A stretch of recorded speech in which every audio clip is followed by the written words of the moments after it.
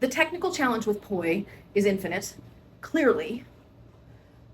And as middle-aged women who have lives, who, we're not these spring chickens who learn like a 20-year-old with these undeveloped brains, right?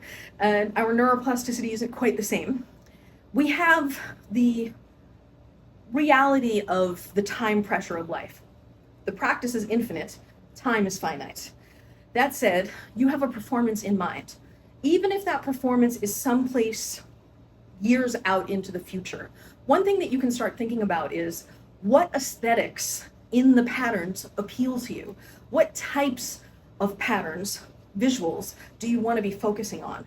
You may not know the answer to that, but thinking about that question can really elucidate where your emphasis is going to want to be when you're looking through the move inventory of what's possible.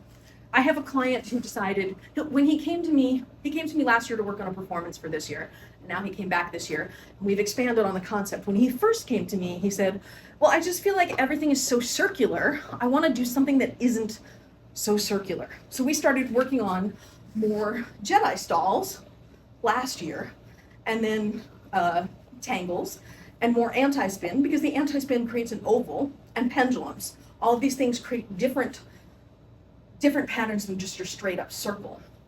And then this year, we started adding things like floats, because this float, you now suddenly have a line in the middle of your circles and ovals, right?